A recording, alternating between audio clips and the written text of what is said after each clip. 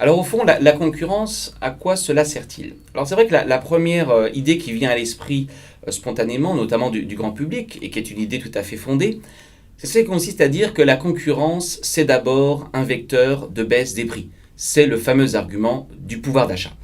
Alors cet argument a en effet un certain nombre de réalités. Si vous regardez dans des secteurs très particuliers, je pense en particulier au secteur aérien, l'entrée de ce que l'on appelle les compagnies low cost a conduit à des baisses de prix tout à fait considérables, de l'ordre de 20 à 30%. Et je dirais d'ailleurs que dans d'autres secteurs, nous avons également des baisses de prix, mais qui sont peut-être moins visibles, parce qu'elles sont plus diffuses. Qu'est-ce que cela veut dire?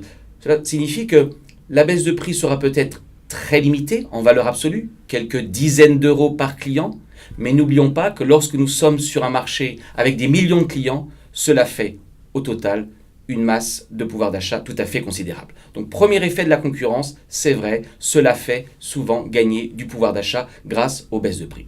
Mais je crois qu'il ne faut pas s'arrêter là. Il ne faut pas s'arrêter là parce que ça serait une vision finalement assez réductrice de l'impact de la concurrence sur la demande. La concurrence a un second effet sur la demande que j'appellerais un effet de démocratisation du marché. En effet, n'oublions pas en économie que lorsqu'un prix baisse, par définition, vous avez des personnes qui jusqu'ici n'avaient pas accès au marché, qui vont au fond rentrer sur le marché. À nouveau, reprenons l'exemple des compagnies aériennes low cost. Il est bien connu que l'entrée de ces compagnies s'est faite non seulement en captant de la clientèle des compagnies historiques, mais aussi et surtout en faisant venir à l'aérien des personnes qui ne prenaient pas l'avion jusqu'ici. Prenons le cas de la téléphonie mobile, avec l'entrée de Free. Un des faits majeurs, me semble-t-il, dans l'entrée de Free, ça n'est pas seulement la baisse de prix des forfaits, c'est aussi, n'oublions pas, l'augmentation de la taille du marché, puisque plus d'1 million de clients se sont ajoutés lorsque Free est entré sur le marché. Troisième effet, c'est un effet, je dirais, qualitatif. La concurrence, c'est aussi la liberté de choix.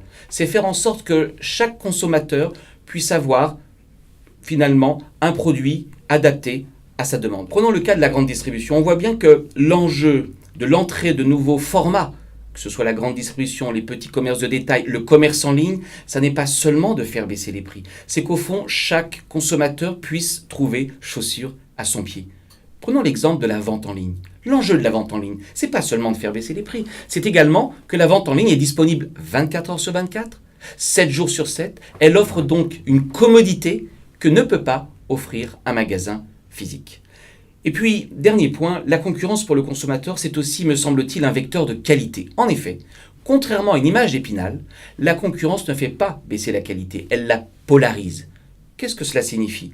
Lorsque vous allez avoir des nouveaux entrants, notamment low cost, les concurrents installés vont avoir tendance à monter en gamme, à offrir une qualité de service meilleure, justement pour rester sur le marché. Donc en réalité, la concurrence n'est pas l'ennemi de la qualité, simplement elle va polariser les offreurs, certains choisissant de miser sur la qualité de service, tandis que d'autres miseront sur les prix.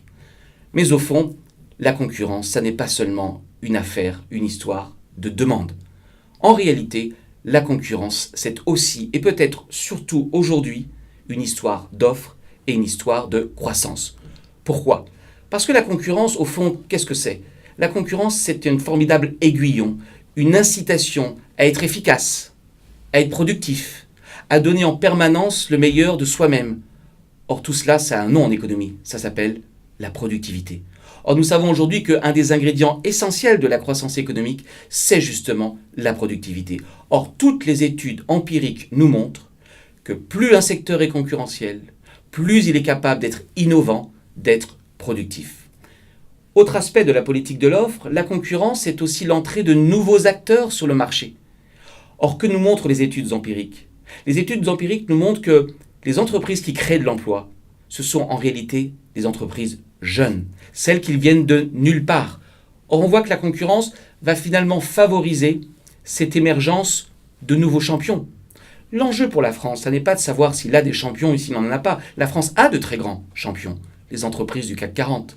L'enjeu pour la France aujourd'hui, c'est de faire émerger ces nouvelles pousses innovantes qui seront les champions de demain.